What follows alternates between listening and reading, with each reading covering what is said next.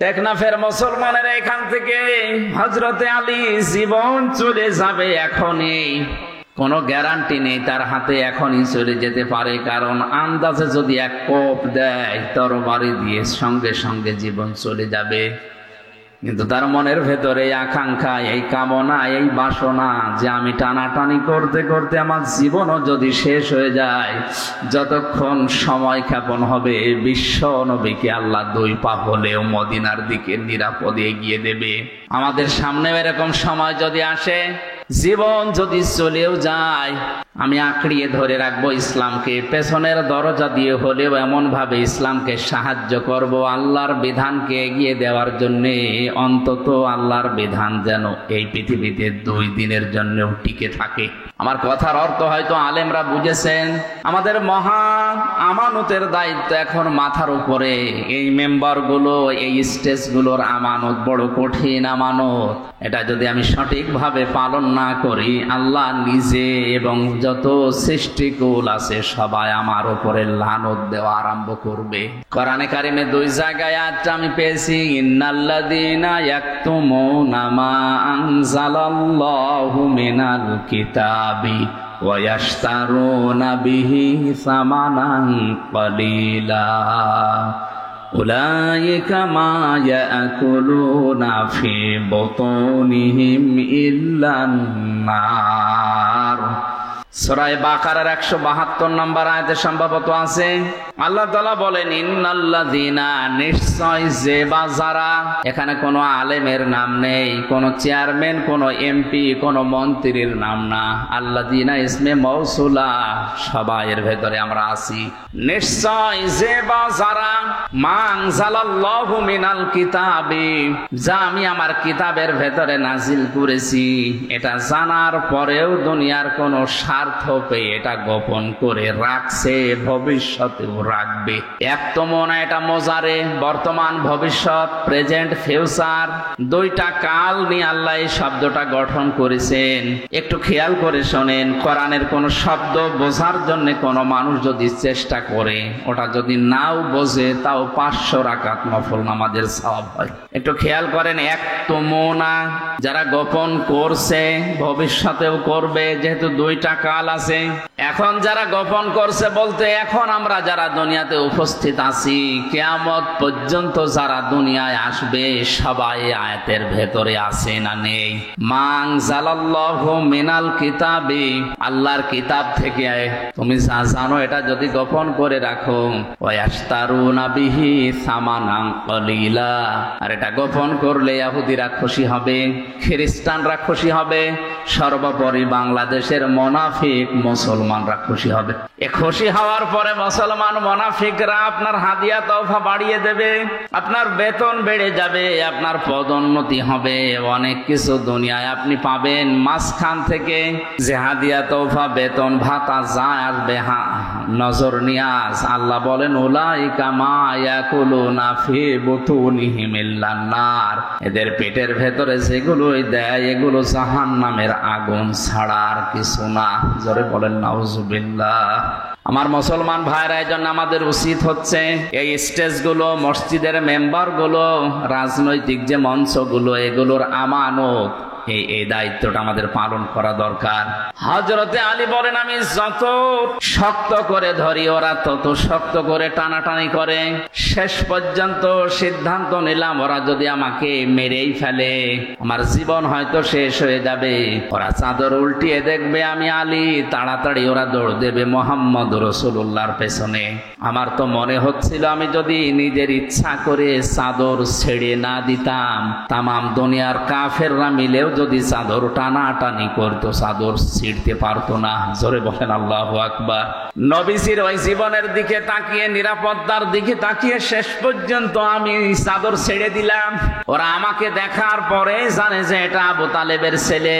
ডাক দিয়ে বলে, মোহাম্মদ কই? আমি ওদের সাথে বার্গেনের আরম্ভ করলাম, কথা কাটাকাটি শুরু করলাম যে মোহাম্মদ কোথায় আছে, ঠিক আছে, এদিকে ওদিকে বলতে বলতে শেষ পর্যন্ত বললাম এই আমানত গুলো আছে এগুলো একটা একটা করে বুঝে নাও। যতক্ষণ ওদেরকে বুঝিয়ে দিচ্ছিলাম, বিশ্ব নবী মদিনার দিকে ওই কয় পা এগিয়ে যাচ্ছিলেন। কিছু দূর যাবার পরে বিশ্ব নবী হযরতে আবু বকরের কথা মনে হলো। বাড়িতে যেয়ে ডাক দিলেন, আবু বকর।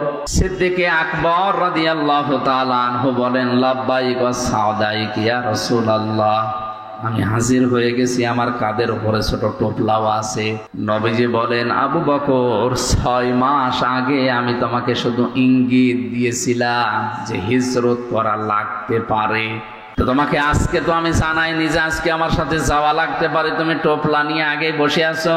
হযরতে আবু বকর বলে, হে রাসূল, 6 মাস আগে আপনি যখন ইঙ্গিত দিয়েছিলেন, ওই দিন থেকে শুরু করে আজকের এই দিন পর্যন্ত রাতের বেলা আমি কোনোদিন আর আরাম করে ঘুমাইনি।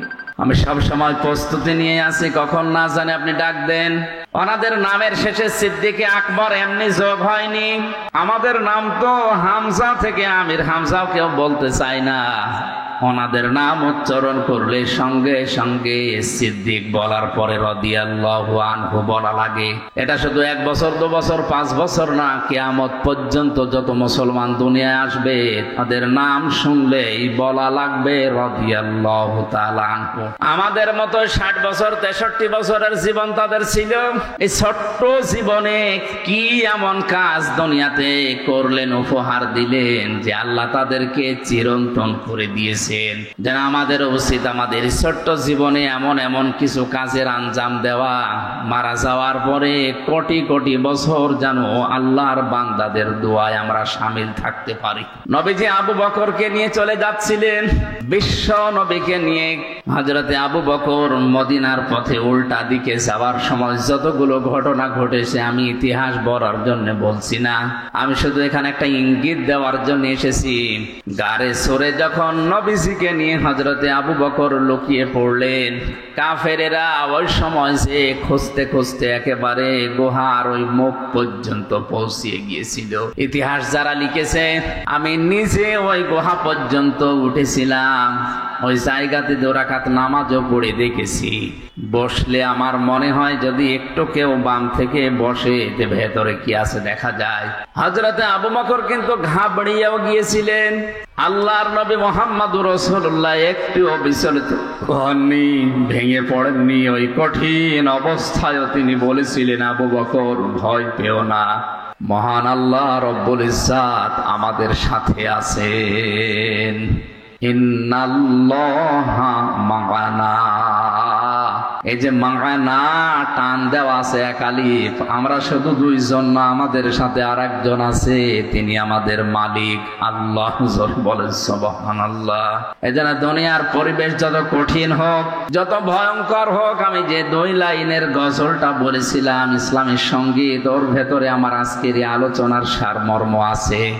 এই কথা থেকে প্রমাণ হয় দুনিয়ার এই চর্ম চোখের দ্বারা আল্লাহর দর্শন দুনিয়াতে থাকতে কারোর জন্য সম্ভব না। যারা আজ উলট পালট কথা এরকম ছড়ায় যে আল্লাহর সাথে আমার কথা হয়, দেখা হয়, এগুলো কোরআনে কারিমের আয়াত অনুযায়ী, আল্লাহর বক্তব্য অনুযায়ী এটা পুরাটাই মানে মিথ্যা, বাটপারি, সিটারি ছাড়া আর কিছু। সুতরাং এরকম কোনো কথা যদি কেউ বলে আপনারা ঘন অক্ষরেও বিশ্বাস করবেন। হযরতে মুসা নবীর সাথে যে 12 জন নকিব, দলপতি, প্রতিনিধি, মন্ত্রী মনে করেন 12 জন পাওয়ারফুল মন্ত্রী, এক একটা গোত্র থেকে এক একজন দায়িত্বশীলকে নিয়ে তিনি আল্লাহর সাথে দেখা করার জন্য গিয়েছিলেন। আল্লাহ রাব্বুল আলামিন বলেন, মুসা তাদেরকে জানিয়ে দাও যে আমি তাদের সাথে দেখা করব না বা সম্ভব না।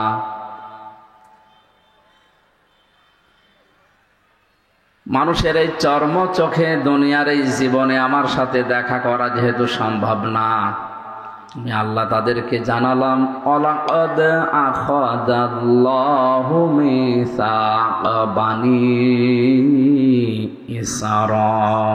ইসরাঈল।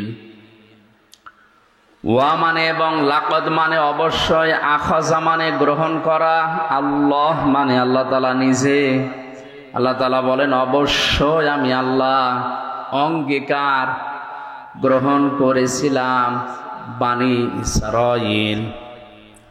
ইসরাইলের এই যে 12 জন নকিব গিয়েছে তাদের এলাকা থেকে, তাদের কাছ থেকে, অবাসনা মিনহুম ইসনাই আশারা নাকিবা, আমি তাদেরকে নিজ নিজ এলাকাতে যাবার পর এই ঘোষণা দেওয়ার জন্যে বলে দিলাম, আমি আল্লাহর সাথে দেখা করা কখনোই তোমাদের এই চর্মচোখে সম্ভব না, কিন্তু ওয়াকালাল্লাহু ইন্নী মাআকুম, আমি আল্লাহ অবশ্যই তোমাদের সাথে আছি। জোরে বলেন সুবহানাল্লাহ। আজকে আমাদের দেশের দায়িত্বশীল কয়েকদিন আগে আমাদের প্রধানমন্ত্রী শেখ হাসিনা থেকে শুরু করে যারা পেয়েছে, আমেরিকা আমাদের পক্ষে থাক, রাশিয়া, চীন, ভারত আমাদের পক্ষে থাক, মুসলিম হিসাবে অন্তত আমাদের ইমানের দাবি অনুযায়ী আমরা একথা বলতে চাই, কে পক্ষে থাক বিপক্ষে থাক এটা বিষয় না, আমাদের মালিক যিনি আমাদের বানিয়েছেন তিনি যেন আমাদের পক্ষে থাকে। হযরতে মুসা নবী আলাইহিস সালামের কাছে ওই সময় আল্লাহ ওহী পাঠিয়ে জানালেন, মুসা যে 12 জন নিয়ে আসলে নিজ নিজ এলাকায় যাবার পরে যদি এরা 5টা কাজ আঞ্জাম দিতে পারে, নিজ গোত্রের ভেতরে, নিজ এলাকায়, নিজ দেশের ভেতরে, আমি আল্লাহ ঘোষণা দিলাম তাদের সাথে আমি আছি। জোরে বলেন সুবহানাল্লাহ। আমি আল্লাহ আছি মানে আমার রহমত আছে তাদের সাথে, আমার বরকত তাদের সাথে থাকবে। আমাদের এই 18 কোটির উপরে মানুষ, এখন যে অবস্থা আমাদের দেশে, 56,000 বর্গ মাইলের এই দেশের পরও 12 থেকে 14 লাখ মানুষ পাশের দেশ থেকে এসেছে, সব মিলে আমাদের পা ফেলার মতো জায়গা নেই। বিশ্বের অন্যান্য দেশের জায়গা, জমিন, জনসংখ্যা হিসাব করলে আমার মনে হয় এই দেশে পা ফেলার মতো আসলে জায়গা নেই। আমেরিকা আমাদের চাইতে 59 ডবল বড়। কত? বাংলাদেশ 59টা এক জায়গায় করলে যত বড় হবে, আমেরিকা একা অত বড়। ভারত আমাদের চাইতে 29 ডবল বড়। পাশের এই মায়ানমারও আমাদের চাইতে 3 ডবল বড়। সম্মানিত উপস্থিতি, এই হিসাবে আমরা এই ছোট্ট দেশে যত মানুষ বাস করি, আল্লাহর দয়া এবং রহমত এবং তার যে বরকতগুলো, এগুলো যদি আমরা না পাই, আমাদের দ্বারা এই দেশে টিকে থাকা বা বেঁচে থাকা সম্ভব না। হযরত মুসা আলাইহিস সালামের জীবনের এই জায়গা থেকে আমরা একটা শিক্ষা নিতে পারি। প্রধানমন্ত্রী শেখ হাসিনা থেকে শুরু করে যারা দায়িত্ব পাবে সামনে, পৃথিবীর কারো দিকে না তাকিয়ে, কে পক্ষে থাকবে বিপক্ষে থাকবে এদিকে না তাকিয়ে, আমার মনে হয় আল্লাহ আমাদের সাথে থাকবে। যেই 5টা কাজ করলে, এই 5টা কাজে অন্তত আগামী 5 বছর মনোযোগ দেওয়া দরকার। কি কথা বলেন না?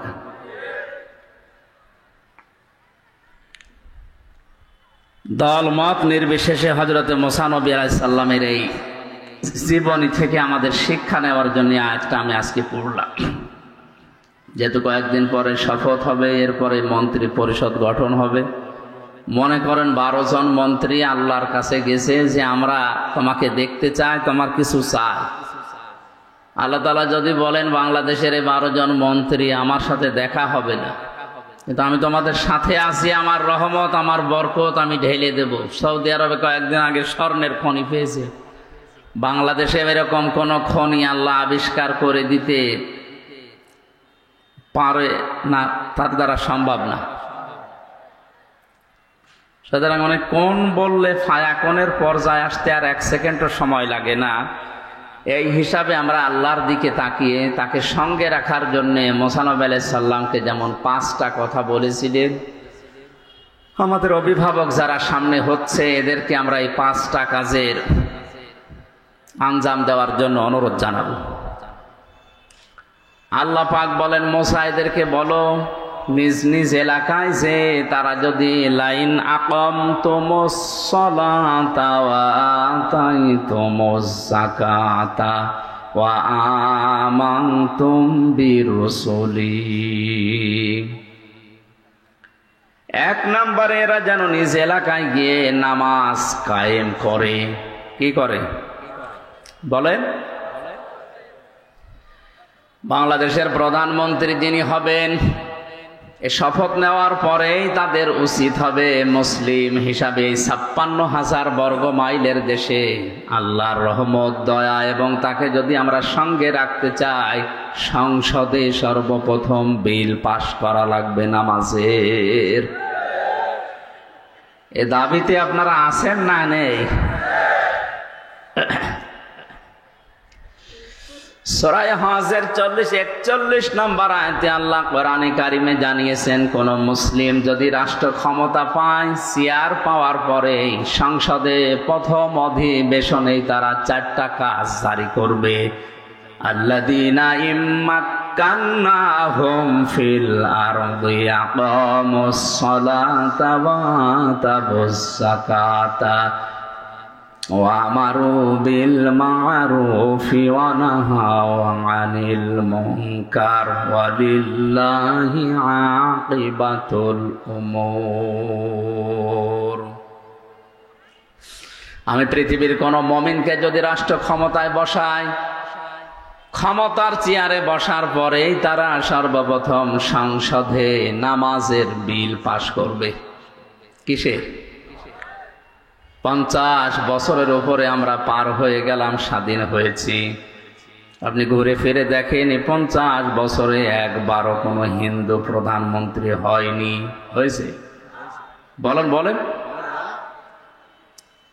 নামে হলে অন্তত মুসলমান প্রধানমন্ত্রী আমরা পাই।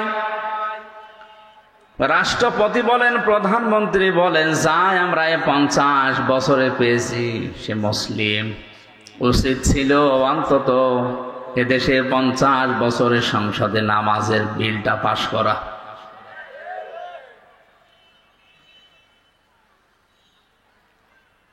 আল্লাহ রাব্বুল আলামিন সঙ্গে যদি থাকে কি হয় তার বাস্তব প্রেক্ষাপট আপনি হেরা গুহা নাম আমরা শুনেছি, গারে সূর নাম শুনেছি, বাস্তবে নিজেও আমি দেখে এসেছি।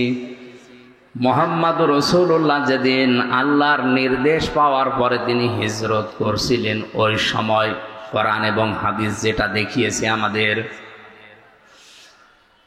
চারিদিকে তার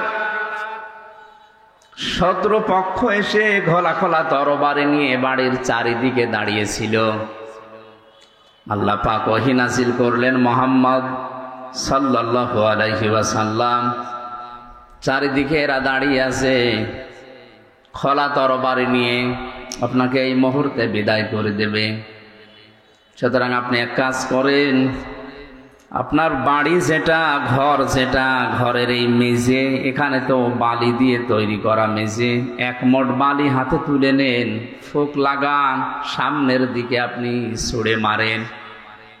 কোরআনে কারিমের সূরা ইয়াসিনের 1 থেকে 9 নম্বর আয়াত পর্যন্ত তিনি পড়েছিলেন,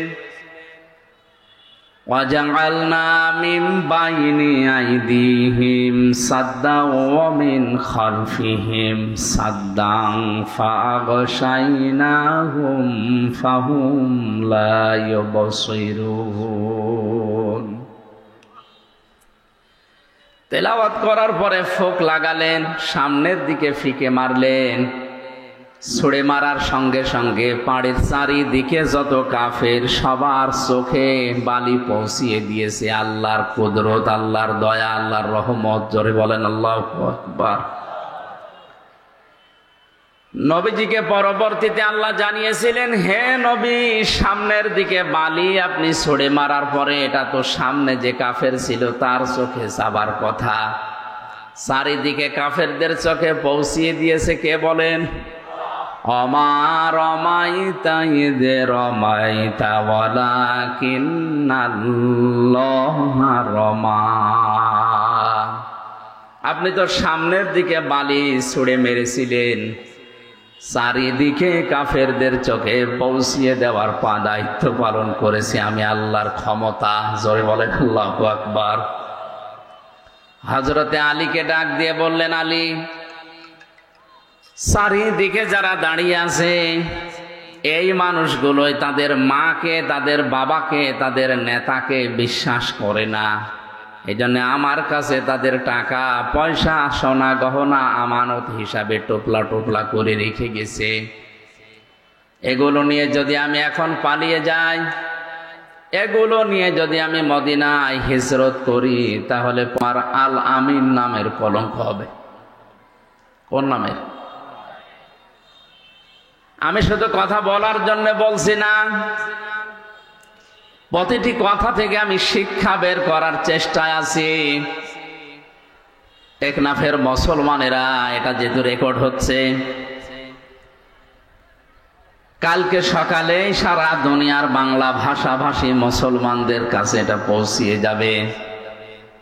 সবাইকে উদ্দেশ্য করে বলছি, আপনি তাকান, জীবন মরণ নিয়ে যেখানে টানাটানি, যারা চারিদিকে দাঁড়িয়ে আছে এরা কেউ আপনজন না, সব তার জানের শত্রু।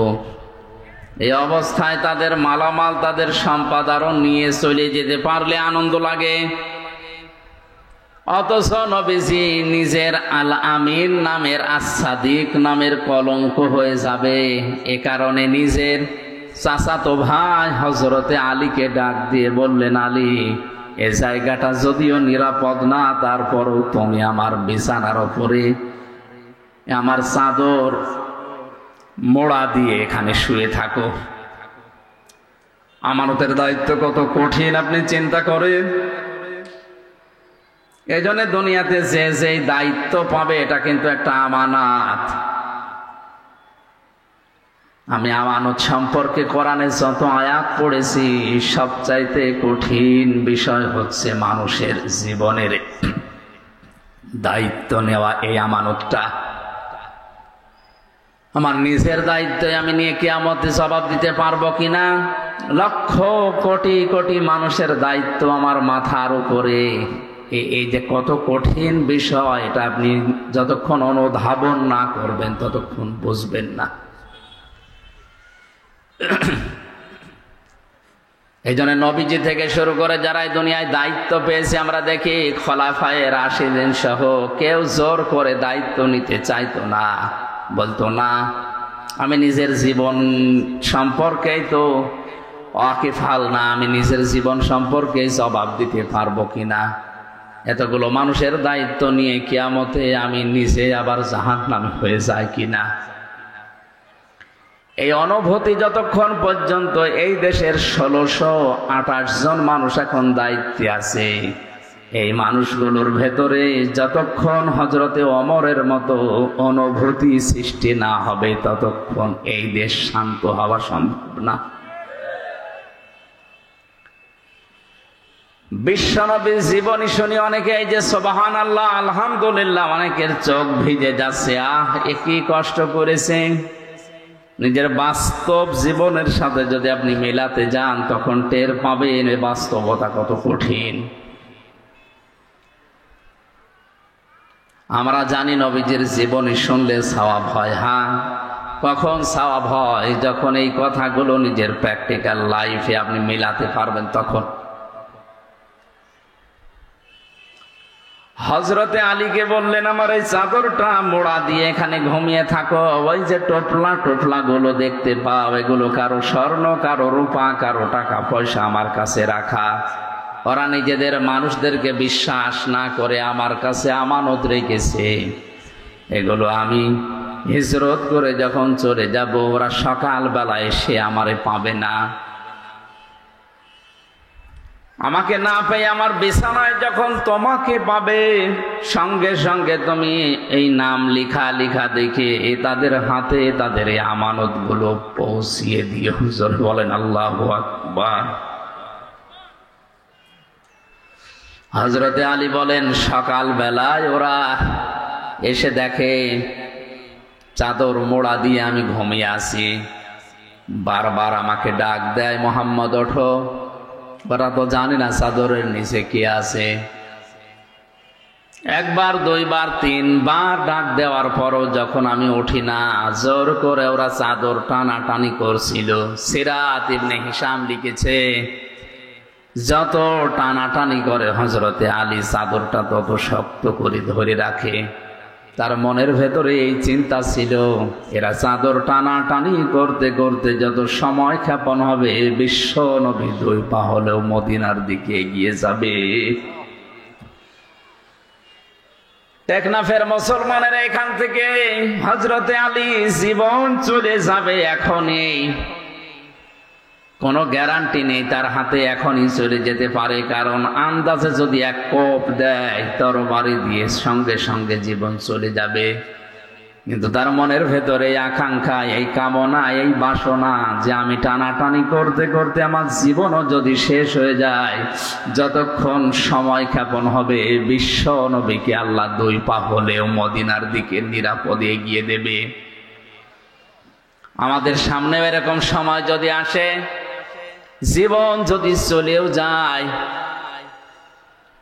আমি আঁকড়িয়ে ধরে রাখবো ইসলামকে, পেছনের দরজা দিয়ে হলেও এমন ভাবে ইসলামকে সাহায্য করব, আল্লাহর বিধানকে এগিয়ে দেওয়ার জন্যে। অন্তত আল্লাহর বিধান যেন এই পৃথিবীতে 2 দিনের জন্যও টিকে থাকে। আমার কথার অর্থ হয়তো আলেমরা বুঝেছেন। আমাদের মহা আমানতের দায়িত্ব এখন মাথার উপরে। এই মেম্বারগুলো, এই স্টেজগুলোর আমানত বড় কঠিন আমানত। এটা যদি আমি সঠিকভাবে পালন না করি, আল্লাহ নিজে এবং যত সৃষ্টিকুল আছে সবাই আমার উপরে লানত দেওয়া আরম্ভ করবে। জোরে বলেন আউযুবিল্লাহ। কোরআনে কারিমে 2 জায়গায় আয়াতটা আমি পেয়েছি, ইন্নাল্লাযীনা ইয়াকতুমুনা মা আনজালাল্লাহু মিনাল কিতাবি ওয়া ইয়াশতারুনা বিহি সামানান ক্বালীলা উলাইকা মা ইয়াকুলুনা ফি বুতুনিহিম ইল্লান নার। সূরা বাকারার 172 নম্বর আয়াতে সম্ভবত আছে, আল্লাহ তাআলা বলেন, ইন্নাল্লাযীনা, নিশ্চয় যে বা যারা। এখানে কোনো আলেমের নাম নেই, কোনো চেয়ারম্যান, কোনো এমপি, কোনো মন্ত্রীর নাম না। আল্লাযীনা ইসমে মৌসুলা, সবাই এর ভেতরে আমরা আছি। নিশ্চয় যে বা যারা, মা আনজালাল্লাহু মিনাল কিতাবি, যা আমি আমার কিতাবের ভেতরে নাজিল করেছি, এটা জানার পরেও দুনিয়ার কোনো স্বার্থ পেয়ে এটা গোপন করে রাখছে, ভবিষ্যতেও রাখবে। এক তো মনে, এটা মোজারে, বর্তমান, ভবিষ্যৎ, প্রেজেন্ট, ফিউচার, 2টা কাল নিয়ে আল্লাহ এই শব্দটা গঠন করেছেন। একটু খেয়াল করে শোনেন, কোরআনের কোন শব্দ বোঝার জন্য কোনো মানুষ যদি চেষ্টা করে, ওটা যদি নাও বোঝে, তাও 500 রাকাত নফল নামাজের সওয়াব হয়। একটু খেয়াল করেন, এক তুমুনা, যারা গোপন করছে, ভবিষ্যতেও করবে, যেহেতু 2টা কাল আছে। এখন যারা গোপন করছে বলতে, এখন আমরা যারা দুনিয়াতে উপস্থিত আছি, কিয়ামত পর্যন্ত যারা দুনিয়ায় আসবে, সবাই আয়াতের ভেতরে আছে না নেই? মা আনজালাল্লাহু মিনাল কিতাবি, আল্লাহর কিতাব থেকে তুমি যা জানো এটা যদি গোপন করে রাখো, ওয়া ইয়াশতারুনা বিহি সামানান ক্বালীলা, আর এটা গোপন করলে ইহুদিরা খুশি হবে, খ্রিস্টানরা খুশি হবে, সর্বোপরি বাংলাদেশের মুনাফিক মুসলমানরা খুশি হবে। এ খুশি হওয়ার পরে মুসলমান মুনাফিকরা আপনার হাদিয়া তওফা বাড়িয়ে দেবে, আপনার বেতন বেড়ে যাবে, আপনার পদোন্নতি হবে, অনেক কিছু দুনিয়ায় আপনি পাবেন। মাঝখান থেকে যে হাদিয়া তওফা, বেতন ভাতা যা আসবে, নজর নিয়াজ, আল্লাহ বলেন, উলাইকা মা ইয়াকুলুনা ফি বুতুনিহিম ইল্লান নার, এদের পেটের ভেতরে যেগুলোই দেয় এগুলো জাহান্নামের আগুন ছাড়া আর কিছু না। জোরে বলেন নাউজুবিল্লাহ। আমার মুসলমান ভাইরা, এই জন্য আমাদের উচিত হচ্ছে এই স্টেজগুলো, মসজিদের মেম্বারগুলো, রাজনৈতিক যে মঞ্চগুলো, এগুলোর আমানত, এই দায়িত্বটা আমাদের পালন করা দরকার। হযরতে আলী বলেন, আমি যত শক্ত করে ধরি ওরা তত শক্ত করে টানাটানি করে। শেষ পর্যন্ত সিদ্ধান্ত নিলাম ওরা যদি আমাকে মেরেই ফেলে আমার জীবন হয়তো শেষ হয়ে যাবে। ওরা চাদর উল্টিয়ে দেখবে আমি আলী, তাড়াতাড়ি ওরা দৌড় দেবে মুহাম্মদ রাসূলুল্লাহর পেছনে। আমার তো মনে হচ্ছিল আমি যদি নিজের ইচ্ছা করে চাদর ছেড়ে না দিতাম, তামাম দুনিয়ার কাফেররা মিলেও যদি চাদর টানাটানি করতো, চাদর ছিঁড়তে পারতো না। জোরে বলেন আল্লাহু আকবার। নবীজির ওই জীবনের দিকে তাকিয়ে, নিরাপত্তার দিকে তাকিয়ে শেষ পর্যন্ত আমি চাদর ছেড়ে দিলাম। ওরা আমাকে দেখার পরে জানে যে এটা আবু তালেবের ছেলে। ডাক দিয়ে বলে, মোহাম্মদ কই? আমি ওদের সাথে বার্গেনের আরম্ভ করলাম, কথা কাটাকাটি শুরু করলাম যে মোহাম্মদ কোথায় আছে, ঠিক আছে, এদিকে ওদিকে বলতে বলতে শেষ পর্যন্ত বললাম এই আমানতগুলো আছে, এগুলো একটা একটা করে বুঝে নাও। যতক্ষণ ওদেরকে বুঝিয়ে দিচ্ছিলাম, বিশ্ব নবী মদিনার দিকে ওই কয় পা এগিয়ে যাচ্ছিলেন। কিছু দূর যাবার পরে বিশ্ব নবী হযরতে আবু বকরের কথা মনে হলো। বাড়িতে যে ডাক দিলেন আবু বকর। সিদ্দিকে আকবর রাদিয়াল্লাহু তাআলা আনহু বলেন, লাব্বাইক ওয়া সাদাইক ইয়া রাসূলুল্লাহ, আমি হাজির হয়ে গেছি, আমার কাঁধের উপরে ছোট টোপলাও আছে। নবীজি বলেন, আবু বকর, 6 মাস আগে আমি তোমাকে শুধু ইঙ্গিত দিয়েছিলাম যে হিজরত করা লাগতে পারে, তো তোমাকে আজকে তো আমি জানাইনি যে আজকে আমার সাথে যাওয়া লাগতে পারে, তুমি টোপলা নিয়ে আগে বসে আছো। হযরতে আবু বকর বলে, হে রাসূল, 6 মাস আগে আপনি যখন ইঙ্গিত দিয়েছিলেন, ওই দিন থেকে শুরু করে আজকের এই দিন পর্যন্ত রাতের বেলা আমি কোনোদিন আর আরাম করে ঘুমাইনি। আমি সব সময় প্রস্তুতি নিয়ে আছি, কখন না জানে আপনি ডাক দেন। ওনাদের নামের শেষে সিদ্দিকে আকবর এমনি যোগ হয়নি। আমাদের নাম তো হামজা থেকে আমির, হামজাও কেউ বলতে চায় না। ওনাদের নাম উচ্চারণ করলে সঙ্গে সঙ্গে সিদ্দিক বলার পরে রাদিয়াল্লাহু আনহু বলা লাগে। এটা শুধু 1 বছর 2 বছর 5 বছর না, কিয়ামত পর্যন্ত যত মুসলমান দুনিয়ায় আসবে তাদের নাম শুনলেই বলা লাগবে রাদিয়াল্লাহু তাআলা আনহু। আমাদের মতো 60 বছর 63 বছরের জীবন তাদের ছিল। এই ছোট্ট জীবনে কি এমন কাজ দুনিয়াতে করলেন, উপহার দিলেন যে আল্লাহ তাদেরকে চিরন্তন করে দিয়েছেন। যেন আমাদের উচিত আমাদের ছোট্ট জীবনে এমন এমন কিছু কাজের আঞ্জাম দেওয়া, মারা যাওয়ার পরে কোটি কোটি বছর যেন আল্লাহর বান্দাদের দোয়ায় আমরা শামিল থাকতে পারি। নবীজি আবু বকরকে নিয়ে চলে যাচ্ছিলেন, বিশ্ব নবীকে নিয়ে। হযরতে আবু বকর মদিনার পথে উল্টা দিকে যাওয়ার সময় যতগুলো ঘটনা ঘটেছে আমি ইতিহাস বলার জন্য বলছি না, আমি শুধু এখানে একটা ইঙ্গিত দেওয়ার জন্য এসেছি। গাড়ে সরে যখন নবীজিকে নিয়ে হযরতে আবু বকর লুকিয়ে পড়লেন, কাফেরেরা ওই সময় যে খুঁজতে খুঁজতে একেবারে গুহার ওই মুখ পর্যন্ত পৌঁছিয়ে গিয়েছিল। ইতিহাস যারা লিখেছে, আমি নিজে ওই গুহা পর্যন্ত উঠেছিলাম, ওই জায়গাতে 2 রাকাত নামাজও পড়ে দেখেছি। বসলে আমার মনে হয় যদি একটু কেউ বাম থেকে বসে এতে ভেতরে কি আছে দেখা যায়। হযরতে আবু বকর কিন্তু ঘাবড়িয়েও গিয়েছিলেন। আল্লাহর নবী মুহাম্মদুর রাসূলুল্লাহ একটুও বিচলিত হননি, ভেঙে পড়েননি। ওই কঠিন অবস্থায়ও তিনি বলেছিলেন, আবু বকর ভয় পেও না, মহান আল্লাহ রব্বুল ইজ্জাত আমাদের সাথে আছেন। ইন্নাল্লাহা মা'ানা, এই যে মা'না টান দেওয়া আছে এক আলিফ, আমরা শুধু দুইজন না, আমাদের সাথে আর একজন আছে, তিনি আমাদের মালিক আল্লাহ। বলেন সুবহানাল্লাহ। এই জন্য দুনিয়ার পরিবেশ যত কঠিন হোক, যত ভয়ঙ্কর হোক, আমি যে 2 লাইনের গজলটা বলেছিলাম ইসলামের সঙ্গীত, ওর ভেতরে আমার আজকের এই আলোচনার সারমর্ম আছে। রেখো না মনেতে ভয় বান্দা খোদার, দূর হয়ে যাবে বাধা সব,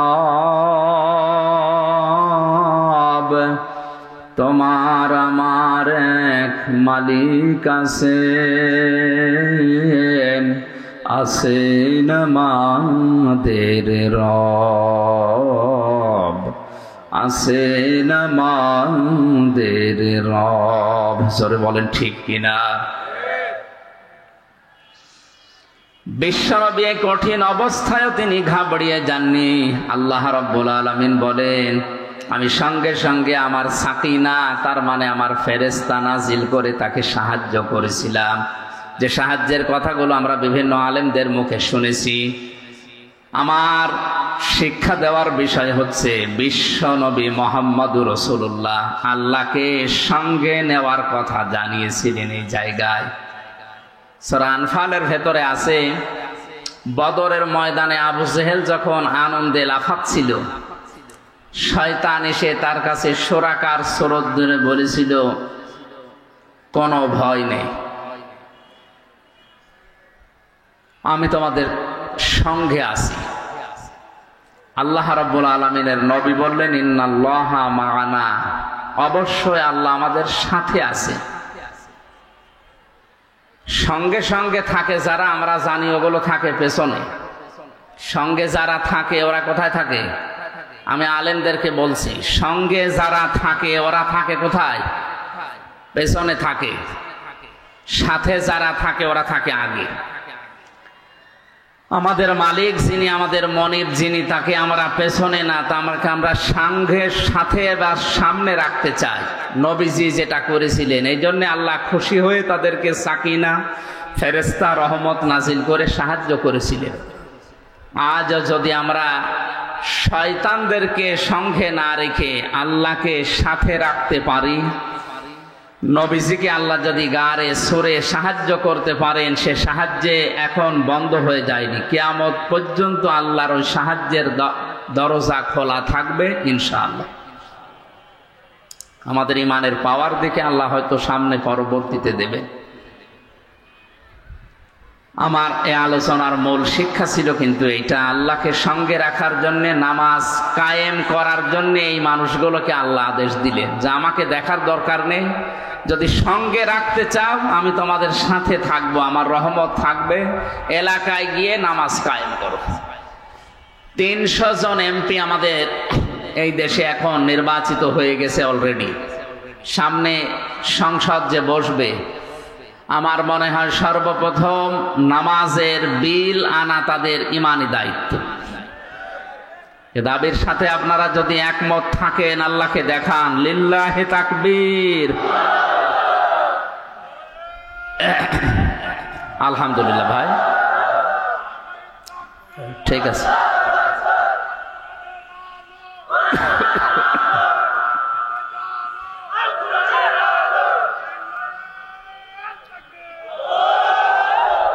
টেকনাফবাসী, আমি কথা বোঝাতে চাই এটা যে 50 বছর পার করে ফেলেছি, কিন্তু এই নিয়মটা আজ সংসদে আমরা পেলাম না। আমাদের এটা পাওয়ার দরকার ছিল, তাহলে নামাজের অন্তত ওয়াজ করা লাগতো না। কথা বলেন ঠিক কিনা? আল্লাহ এখানে নামাজ পড়ার কথাও দেননি, দিয়েছেন লাইন আকামতুমুস সালাত, যদি তারা নামাজ কায়েম করে। কি করে? নামাজ পড়া আর নামাজ কায়েম করা এক না। নামাজ কায়েম করা মানে নামাজকে দাঁড় করানো। পৃথিবীতে মানুষের যত জরুরি কাজ আছে, সবচাইতে জরুরি কাজ মানুষের জন্য যদি 4টা হয়, তার অন্যতম হচ্ছে মুসলমানদের সবচাইতে জরুরি কাজ হচ্ছে 5 ওয়াক্ত ফরজ নামাজ আদায় করা। এর চাইতে অন্তত জরুরি কাজ মানুষের জীবনে মুসলমানদের জন্য আর নেই। হাজারো মানুষ বিভিন্ন ছলে, বিভিন্ন সোতানাতা দিয়ে নামাজকে নষ্ট করে ফেলে। কিয়ামতে সর্বপ্রথম আল্লাহ যে হিসাবটা মানুষের কাছে নেবে, তোর সন্তান কয়জন ছিল তা না, টাকা পয়সা কত কামিয়েছো তা না, নামাজ কতটুকু পড়েছো সঠিকভাবে, এটা আগে আমার কাছে বলো, এরপরে পরবর্তী হিসাব তোমার নেওয়া হবে। এজন্য মুসলমানের একটু হিসাব করছি, যেখানে যারা আছেন অনেকেই নামাজ এখনো ধরেননি বা পড়েন না। আজকের এই মাহফিল থেকে যদি সিদ্ধান্ত নেওয়া যায় যতদিন আজরাইল না আসে অন্তত ফরজ নামাজ আমি ছাড়বো না, এটা পারা যায়? পারা যায় এটা? সম্মানিত মা বোনেরা, আপনাদেরকে বলছি, আল্লাহর পক্ষ থেকে আপনাদের যেই কয়দিন ছুটি দেওয়া আছে, 3 দিন 5 দিন 7 দিন 10 দিন বাদ দিয়ে বাকি সময়টুকু আপনি যত বড় গুরুত্বপূর্ণ কাজে থাকেন না কেন, নামাজটা বাদ দেওয়া যাবে না, অন্তত ফরজ নামাজ। সুন্নত নফল যদি পড়তে না পারেন পরবর্তীতে সময় করে পড়ে নিন, ফরজ নামাজ মাস্ট বি, যখন সময় হবে পড়াই লাগবে। এমনও মাসলা পেয়েছি, মহিলাদের সন্তান যখন দুনিয়ায় আসে, প্রথমে সন্তান আসে না, প্রথমে পানি দেখা যায়, এরপরে রক্ত দেখা যায়, এরপরে সন্তানের মাথা বের হয়ে গেছে। নবীজি বলেন এমন অবস্থায়ও যদি নামাজের সময় হয়ে যায়, তুলার ভেতরে মাথা সন্তানের বিছিয়ে দিয়ে মহিলাকে বলো নামাজ পড়তে। বলেন তো, জীবন মরণ নিয়ে ওই সময় টানাটানি না? এরপরও নামাজ ছেড়ে দেওয়ার কথা নবীজি বলেন না যে নামাজ বাদ দেওয়া যাবে না। যে না, আশা করছি আমি নামাজের ওয়াজ করার জন্য বসি নাই, খালি একটা পয়েন্ট বললাম, যত কাজে থাকেন ফরজ নামাজটা বাদ দেবেন না, তাহলে আপনি আল্লাহর জিম্মা থেকে আল্লাহর চোখের আড়াল হয়ে যাবে। এমনকি এমনও কোরআনে সূরা তাহার 124 নম্বর আয়াতে আছে, আমান আ'রাদা আন যিকরি ফাইন্না লাহু মাঈশাতান দানকা ওয়া নাহশুরুহু ইয়াওমাল কিয়ামাতি আ'মা ক্বালা রাব্বি লিমা হাশারতানি আ'মা ওয়া ক্বাদ কুনতু বাসীরা। কোন মানুষ যদি আল্লাহর নামাজ থেকে, আল্লাহর জিকির থেকে, আল্লাহর আইন থেকে মুখ ফিরিয়ে নেয়, মহান আল্লাহ তার জীবনকে দঙ্কা সংকীর্ণ করে দেয়। দঙ্কার ব্যাখ্যায় আমি প্রায় 33টা অর্থ পেয়েছি তাফসিরে। এবার যারা মুফাসসির আছে, আলেম আছে, একটু জ্ঞানী মানুষ আছে, তাদেরকে বলছি, আল্লাহ রাব্বুল আলামিন দঙ্কা শব্দ মাঝখানে লাগালেন কেন? আমি ভার্সিটিতে থাকাকালীন যত তাফসির এই দঙ্কা শব্দ নিয়ে মিলিয়েছিলাম, মুফাসসিরিন ইকরাম সবাই এই বাক্যের, এই শব্দের এক অর্থই দিয়েছে, এটা দুনিয়ার আয় উন্নতি মনে হবে, অনেক কিছু করে ফেলেছি। আল্লাহর বিধান বাদ দিয়ে কেউ যদি সম্পদ উপায় করে, আল্লাহর বিধান নষ্ট করে কেউ যদি দুনিয়ায় চর্মচোখে দেখতে পাওয়া যায়, বহু কিছুর মালিক হয়ে গেল লোকটা। আল্লাহ পাক বলেন ওর ভেতরে আমি বরকত দেব না, শান্তি রাখবো না। আসবে 10 টাকা, বিভিন্ন সাইড দিয়ে যাবে আরো 12 টাকা। জোরে বলেন নাউজুবিল্লাহ। আল্লাহর বিধান বাদ দিয়ে কেউ যদি সুদ খায়, এটা আল্লাহর বিধানে আছে না বাইরে? এই কথা বলে না কেন? এই নিষিদ্ধ কাজ করে সম্পদ উপায় করলে, ঘুষ খেয়ে, এই যে বিভিন্ন জিনিস আপনাদের পাশ থেকে যেগুলো আসে অবৈধভাবে, এগুলোর ব্যবসা করি, চর্ম চোখে হয়তো মনে হবে যে বহু কিছুর মালিক হয়ে গেলাম, গাড়ি বাড়ি নারী টাকা পয়সা বহু কিছু আমার চর্মকে যদি দেখা যায়, আল্লাহ বলেন আমি দঙ্কা করে দেব, কারণ ওটা আমার বিধানের ভেতরে ছিল না। এই কারণে ওর জীবনকে আমি সংকীর্ণ করব। টাকা পয়সা আসবে 10 লাইন থেকে, খরচ হবে 20 লাইন থেকে। 40,000 টাকা হয়তো ঘুষ খেয়ে, আবার ব্যবসা করে, নাকি এটা বলা ঠিক হচ্ছে না? এলাকায় আছে এগুলো। এই যে ডাইলের ব্যবসা যারা করে, বাবার ব্যবসা যারা করে, এগুলো কি বৈধ না অবৈধ? এই যে আপনারা যাই মনে করেন, আপনাদের এলাকায় মনে হয় এই টেকনাফুকিয়ার জন্য এটা বৈধ আছে। এই কাজ করে হয়তো বাড়িতে 40,000 টাকা আপনি আজকে নিয়ে গেলেন। এই দঙ্কাটা ভালো করে শোনে না, 40,000 টাকা বাড়িতে নিয়ে গিয়ে দেখলেন আপনার স্ত্রী মাথা ধরে পড়ে আছে। কি গো, আমার মাথা ব্যথা, চলো ডাক্তারের কাছে। ওখানে গেল 5,000। বাড়িতে এসে দেখছেন আপনার ছোট্ট সন্তান চিল্লাচ্ছে, কি গো জিনে ধরেছে? হুজুর ডাক দিয়ে ঝেড়ে নে কবিরাজ নিয়ে আয়। ছেলের দিকে তাকিয়ে, কি তোমার কি? আমার পেটে ব্যথা। এক একটা সমস্যা এক একটা সমস্যা এক একটা সমস্যা আসতে আছে। নিয়ে এসেছিলেন 40,000 টাকা, চলে যাচ্ছে 42,000। এটাতে থাকবে না। আল্লাহর বিধানটা বাদ দিয়ে কেউ যদি উপায়ন্তর করে, আল্লাহ দঙ্কা করবে তো দঙ্কা করবে। নাহশুরুহু ইয়াউমাল কিয়ামাতি আমা, এটা আরো কঠিন। এই দুনিয়ায় শেষ না, যখন আরেকটা জগৎ সামনে আসবে মরণের পরে, ওই জগতে উঠবেন, যখন চোখ থাকবে না অন্ধ হয়ে উঠবেন। জোরে বলেন নাউজুবিল্লাহ। লোকটা বলবে, রব্বুল আলামিন আমার তো চোখ ছিল, আজকে আমার চোখ অন্ধ কেন? তুমি চোখটা ভালো করে দাও, আমি আদম নবীকে দেখবো। উনি 60 হাত লম্বা ছিলেন, 40 হাত মোটা ছিলেন, একটু দেখবো কেমন আদম নবী।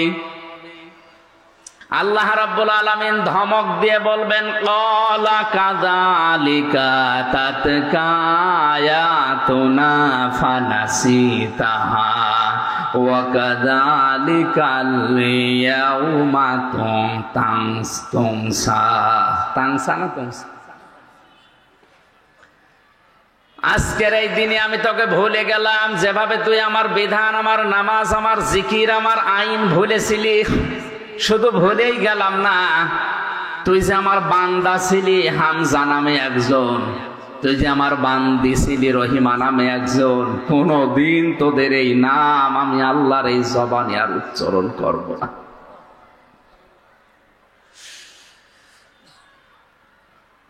বাবা নিজের নাম ধরে ডাকলেই কেমন সুন্দর লাগে, আপনার কাছে কেমন মধুর লাগে। আমার বাবা আমার যখন হামজা বলে ডাক দেয়, এর ভেতরে আমি শুধু আনন্দ পাই। দুনিয়ার মানুষ আমারে মুফতি মাওলানা হাফেজ আমির হামজা বললো, আমার ভালো লাগে না। বাবার মুখ থেকে শুধু হামজা শুনতে যদি এত ভালো লাগে, এত পছন্দনীয় হয়, এত মধুর লাগে, মায়ের কাছ থেকে যিনি আমাকে বানিয়েছেন, কিয়ামতের ওই কঠিন ময়দানে তিনি আমার নাম ধরে আর কোনোদিন ডাকবেন না। আমার মনে হয় এর মতো হতভাগা দুর্ভাগা দুনিয়াতে আর নেই। এজন্য আল্লাহর বিধান নষ্ট করছেন যারা, থেমে যান। আপনার এই ছোট্ট জীবনে হয়তো ধোকায় পড়ে আছেন। অফিসে যারা চাকরি করে, 1 দিন 2 দিন 3 দিন না গেলে এখন তো চাকরি চলে যায়। এমনকি 3 দিনের পরে বস যদি ভালো হয়, বলে দেখো এভাবে যদি চলে আমার এই প্রতিষ্ঠান চলবে না। টাইট করার জন্য, সতর্ক করার জন্য 1 দিনের বেতন পর্যন্ত কেটে নেয়। কথা বলে না কেন? একটু নিজের দিকে তাকিয়ে বলেন, এই 30 বছর 40 50 60 বছর বয়স আপনার, 5 বার করে আল্লাহ তার পায়ে সেজদা দেওয়ার জন্য ডাক দিয়েছিলেন, একবারও কোনোদিন দেননি। অথচ তিনি কোনোদিন আমার খাবার বন্ধ করে দেননি।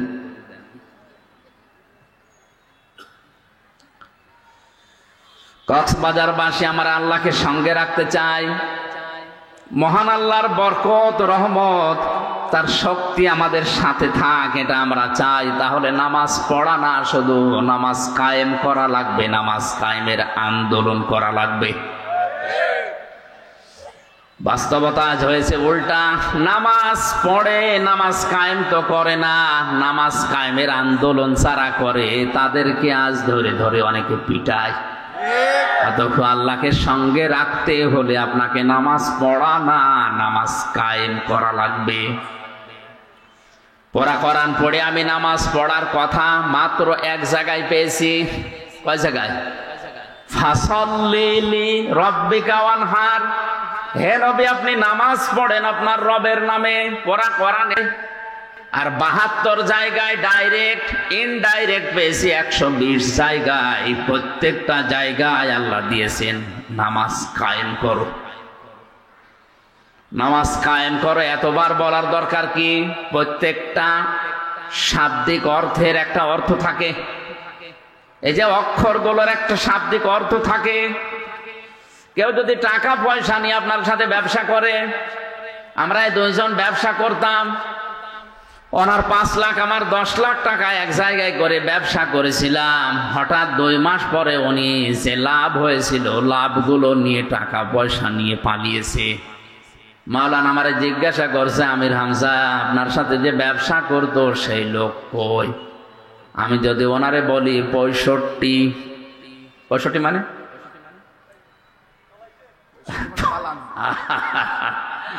65 মানে উনি টাকা পয়সা নিয়ে পালিয়েছে। এই পালিয়েছে এটার এক কথায় অর্থ কি? 65। কথা বলেন না কেন? মারামারি করছে দুইজন, একজন আর একজনকে এমন ভাবে চড় দিয়েছে, ঘষি দিয়েছে, কিল দিয়েছে। ডাক দিয়ে বলছে, ভাই কেমন দিলেন? বলছে 100। 100 মানে এর উপরে আর মায়ের নেই, পরিপূর্ণ করে একেবারে দিয়েছে। প্রতিটি সংখ্যার অর্থ আছে। আল্লাহ 72 এমনি বলেন নাই, এর উপরে আর বলার দরকার নেই, এই জন্য 72 বলেছে। আব্দুল্লাহ ইবনে উবাইয়ের জন্য নবীজি দোয়া করার জন্য যখন হাত তুলেছিলেন, হযরতে জিবরাইলকে আল্লাহ বললেন, হে নবী হাত নামান। এর জন্য দোয়া করা তো দূরের কথা, এর কবরের পাশেও আপনি দাঁড়াতে পারবেন না। ইন তাস্তাগফির লাহুম 70 মাররাতান ফালা ইয়াগফিরাল্লাহু লাহুম। এর জন্য যদি আপনি 70 বারও ক্ষমা চান, তারপরও একে আমি আল্লাহ ক্ষমা করব না। নবীজি বলেন, আল্লাহ আমি যদি 71 বার ক্ষমা চাই তাহলে তোমার ওই কথা আর থাকে না। আল্লাহ বলেন, লান আছে, মজারের আগে লান আসলে অর্থ হয় কখনোই হবে না। আমি 70 বার তো একটা সংখ্যা বোঝানোর জন্য বলেছি, 70 মাররাতান। পরের শব্দে দেখো, ফালাই ইয়াগফিরাল্লাহু লাহুম। কক্সবাজার ভাষী আপনাকে একটা ইঙ্গিত দেই, ইয়াগফির শব্দটা দেওয়ার পর আল্লাহ হোম বহু বচন দিয়েছেন। কেননা আব্দুল্লাহ ইবনে উবাইয়ের নাম আল্লাহ কি জানে না? এই কথা বলেন না কেন? তার নাম আল্লাহ জানতেন, নামটা এখানে বসিয়ে দিলেন না কেন?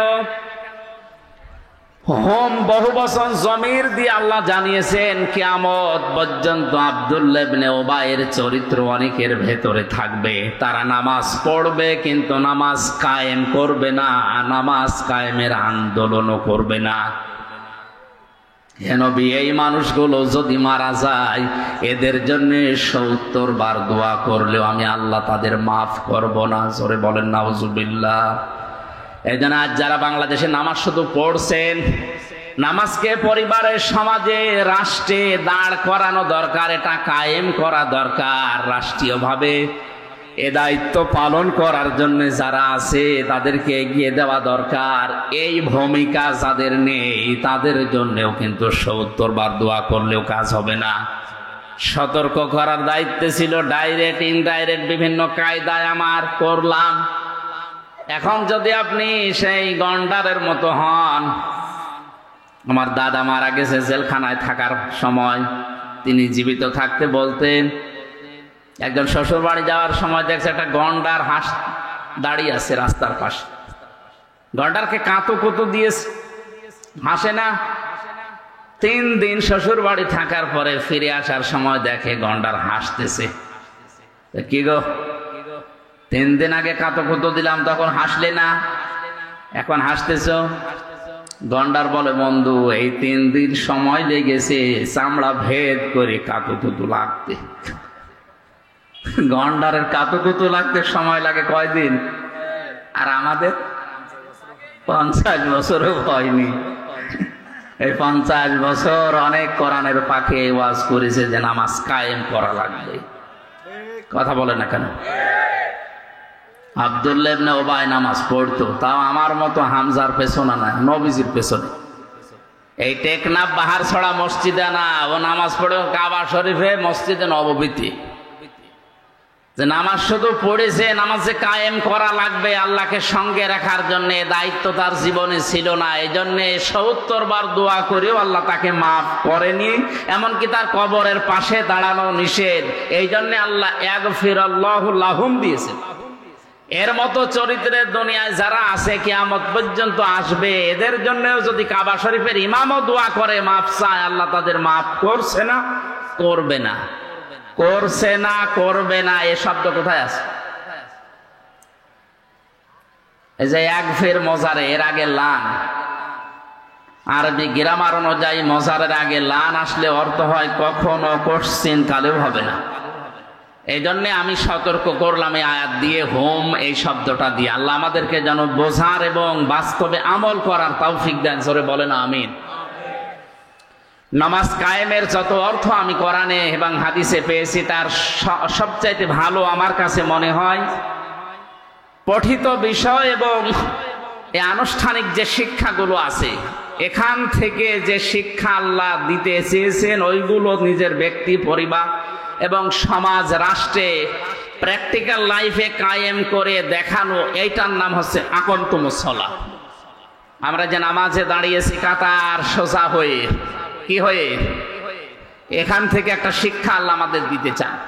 সে শিক্ষাটা হচ্ছে কাতার সোজা করুন। কাবা শরীফে বারবার ইমাম সাহেব এই কথা বলে যে কাতার সোজা করেন, আরবিতে বলে কাতার সোজা করেন বারবার, আকামত হয়ে যাওয়ার পরও প্রায় 2, 3 বার, 4 বার, 5 বার বলে। আমি ওই সময় হজে যাওয়ার সময় 16 সালে ভালো বুঝি না, এখন বুঝতেছি যে কাতার সোজা না হলে কি হয়। আজ বিশ্বের 57টা মুসলমান রাষ্ট্র, আমাদের কাতার যদি সোজা থাকতো, আমার মনে হয় এই ফিলিস্তিনের অত্যাচার বন্ধ হয়ে যেত। আমাদের কাতার ঠিক আছে। নামাজের এই কাতার থেকে আল্লাহ এই শিক্ষাটা আমাদেরকে বারবার 5 বার দিতে চেয়েছেন যে কাতার সোজা করো। যার জন্য কাতার বাঁকা হবে তার অন্তর পর্যন্ত বাঁকা করে দেবে, এমন হুঁশিয়ারি আছে হাদিস। এটা তো এমনিতে দেয়নি। আজ আমরাও যদি বাংলাদেশে যারা বাস করি, এরা যদি 5 ওয়াক্ত নামাজের মতো কাতার সোজা করে সমাজে আমরা সোজা হয়ে যেতাম, এই দেশে কেউ অন্যায় করে সমাজে টিকে থাকতে পারতো না। এই জন্য আমাদের উচিত হবে কাতার সোজা করো। এ কথা যখন ইমাম বলে, এখানে আওয়ামী লীগ, বিএনপি, জাতীয় পার্টি, জামাত, চরমনায় যখন সব এক হয়ে যায়, এই কাতার শেষ করে যখন সমাজে যাবেন, রাষ্ট্রে যাবেন, পরিবারে যাবেন, ওখানেও যেন আমাদের কাতার এক থাকে। এক কথা বলেন। ওই জায়গায় যাবার পরে যদি আল্লাহ বিরোধী, শরীয়ত বিরোধী, ইসলাম বিরোধী কোনো কাজ দেখা যায়, এ কাতার ওই জায়গায় সোজা থাকার দরকার আছে না? আমাদের শিক্ষা সিলেবাসে যে বিষয়গুলো এখন নতুন নতুন করে দেওয়া হচ্ছে, এগুলো যদি আপনি দেখেন, আপনার বিবেকে, আপনার এই মস্তিষ্কে, আপনার সত্যি মনুষ্যত্ব যদি বলে না এগুলো ইসলাম মেনে নেয় না, এগুলো আল্লাহ রসুলের বিরুদ্ধে, নামাজের ওই কাতারে দাঁড়িয়ে যেভাবে সব সোজা ছিলেন, পরিবারে, সমাজে, রাষ্ট্রে এসে যদি এই কাতার সোজা করা লাগে, আপনারা এই কাতার সোজা করে সোজা রাখতে রাজি আছেন? কারা কারা দেখি লিল্লাহি তাকবীর, লিল্লাহি তাকবীর,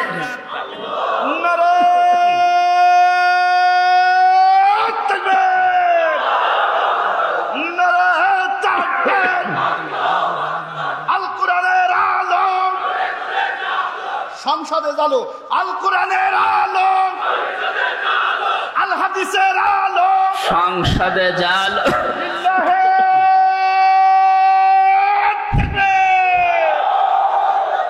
আমার শরীর অসুস্থ, কণ্ঠ ভাঙ্গা, যার পরও ভাঙ্গা ভাঙ্গা কথায় আমি যেটা বোঝাতে চেয়েছি, আশা করছি আপনারা বুঝেছেন। আমাদের কাতার যেন অন্তত সব জায়গায় সোজা থাকে, থাকবে তো ইনশাল্লাহ। আল্লাহকে সঙ্গে রাখার জন্য প্রথম নাম্বার কাজই নামাজ কায়েম করা। দায়িত্বে যারা আছেন বা যারা পাচ্ছেন, আমাদের প্রধানমন্ত্রী শেখ হাসিনা থেকে শুরু করে যারা দায়িত্বে থাকবেন, এখন আশা করব নামাজের বিল আমাদের সংসদে সর্বপ্রথম কায়েম হবে। 2 নম্বরে জাকাতের কথা আছে, 3 নম্বরে রাসূলদেরকে সাহায্যের কথা আছে, 4 নম্বরে কর্জে হাসানা দেওয়ার কথা আছে, 5 নম্বরে আছে তাদেরকে সাহায্য করার কথা। আল্লাহ বলেন এগুলো যদি কেউ করে, আমি আল্লাহ তাদের জন্য বাগান তৈরি করে রেখেছি, এই বাগানের তলদেশ দিয়ে নদী আর নহর এই সমুদ্রের মতো বইতে থাকবে। শুধু বলবে না, ফামান কাফারা বাদা যালিকা মিনকুম, এরপরে যদি কেউ মুখ ফিরিয়ে চলে যায়, ফাকাদ দাল্লা সাওয়াস সাবিল, তাকে আমি আল্লাহ গোমরাহির এমন অতল গহ্বরে লিপ্ত করে দেব, নামিয়ে দেব, নিমজ্জিত করব, যেখান থেকে ফিরে আসা আর সম্ভব না। মা বোন যাদেরকে আমি কয়েক মিনিটে আপনাদের দায়িত্ব এবং কর্তব্যের কথাগুলো শোনাচ্ছি। শুধু 5 ওয়াক্ত নামাজ পড়া, রোজা রাখা আর কালো বোরকা পরা এটা আপনার ইবাদত না। নেককার নারীর যে বৈশিষ্ট্যগুলো হাদিসে আছে তার অন্যতম হচ্ছে 17টা। আমি সামারাইজ করে 4টা বলছি। কোন মহিলা যদি নেককার দাবি করে তাহলে তার স্বামী তার দিকে তাকালেই স্বামীকে সে খুশি করবে, এরকম আচরণ করা লাগবে। 2 নম্বরে স্বামী যেটা পছন্দ করে, স্বামীর ওই পছন্দ করা কাজকে তারও পছন্দ করা লাগবে। স্বামী প্রত্যেকে এখানে যারা আছে পছন্দ করে যে বিয়ের পরে তার মা বাবা যেন তার সাথে থাকে, কিন্তু অনেক বউ এটা পছন্দ করে না। এরকম বউ দেশে নেই? আপনি নামাজ পড়তে পারেন, রোজা রাখতে পারেন, কালো বোরকা পরতে পারেন, আপনি নেককার হতে পারেন না। আমার মনে হয় বেশি বলা হয়ে যাচ্ছে, এবার রাগ করবে না, সামনে বারো বলো হুজুর আনার দরকার নেই। এরপরে আছে কোন স্বামী যদি তাকে কোন জায়েজ কাজের আদেশ দেয়, জীবন থাকতে সে জায়েজ কাজ তার জীবনে সে আদায় করবে। সন্তান সন্ততি এবং তার সম্পদ আদি যেগুলো তার আমানতে থাকবে, দায়িত্বে থাকবে, এগুলোর সঠিক ব্যবহার সে করবে। আল্লাহ আমাদেরকে মা বোনদের এই দায়িত্বগুলো, নামাজ রোজা মাস্ট বি, এগুলো তো থাকবেই, পাশাপাশি এই দায়িত্বগুলো সঠিকভাবে পালন করার তৌফিক দিন, আমিন। এখানে হযরতে ফাতেমার জীবন থেকে 2টা পয়েন্ট ছিল। আমরা আসরের নামাজ পড়বো 4টার সময়, 5-6 মিনিট আছে, আর শরীর এবং রাতেও মাহফিল আছে আর একটা। এই জন্য চারিদিকে তাকিয়ে আজকের মতো আমি শেষ করছি। আবার সামনে কয়েকটা মাহফিল এলাকায় আছে, যদি আসি, কোন জায়গায় আমি তো জানি না, আশপাশে আছে কক্সবাজারে, আপনারা দেখবেন। আমি একটু মোনাজাত করে দিই, এরপরে আসরের নামাজ এখানেই পড়ে নিন, কারণ 10 মিনিট হয়ে গেছে আজান হওয়া, আর 5 মিনিট আছে নামাজের। এখানে নামাজ পড়ি, তারপরে যাবে। আল্লাহুম্মা আমিন। ও আমাদের একটু সালাম দেন, আমাদের চেয়ারম্যান সাহেব সালাম দেবেন, এরপরে প্রধান অতিথি আছে, আমরা দোয়া করে তারপরে বিসমিল্লাহির রহমানির রহিম। আজকের এই তাফসীর কোরআন মাহফিলে যারা উপস্থিত হয়েছেন, আমি সবাইকে আমার পরিষদের পক্ষ থেকে ধন্যবাদ জানাচ্ছি এবং